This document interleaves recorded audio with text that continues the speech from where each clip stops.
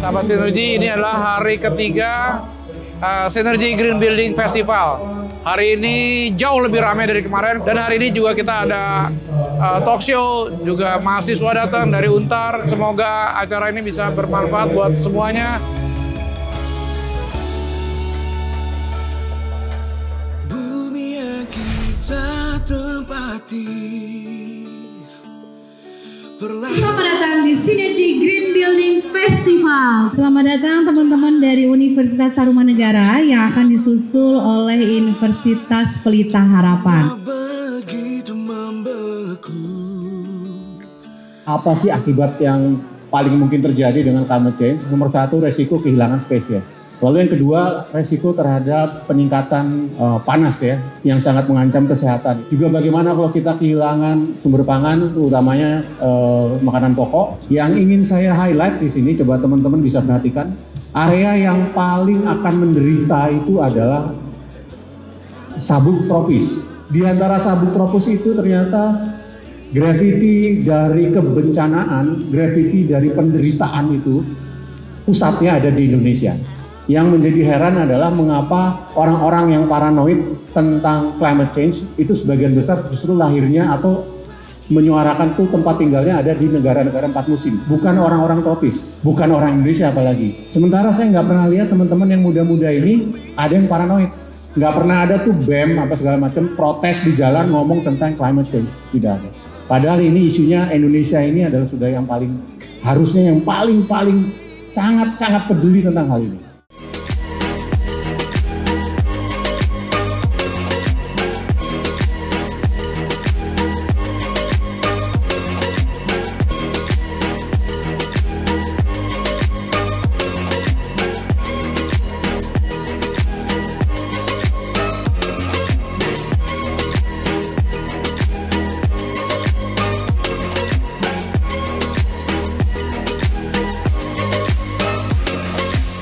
Definition dari sustainability adalah meeting the needs of the present without compromising the ability of future generations to meet their own needs. Ya, ini sudah kesepakatan yang cukup lama dari UN. Ini saya mau cerita tentang topik dystopia. Ini riset saya waktu kemarin S2 di Bartlett.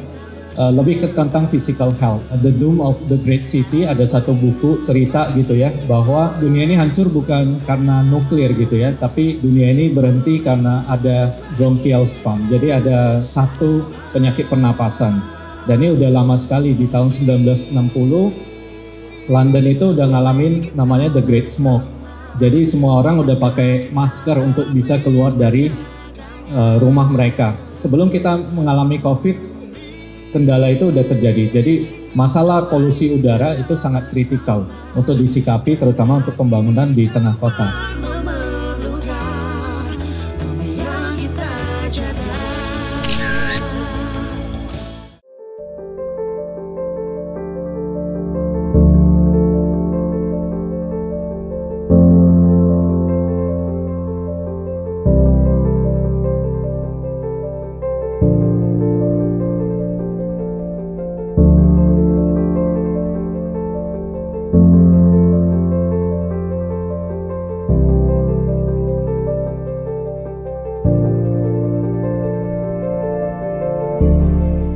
Sebenarnya apa sih yang disebut sustainable city itu sendiri?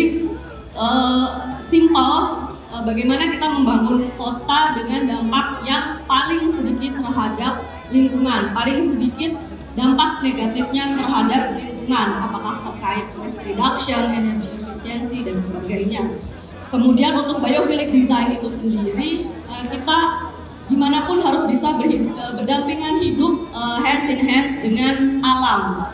Jakarta sendiri dua dari problem utamanya adalah macet dan banjir. Itu yang bagaimana nantinya kita sikapi pada saat kita merencanakan satu kota.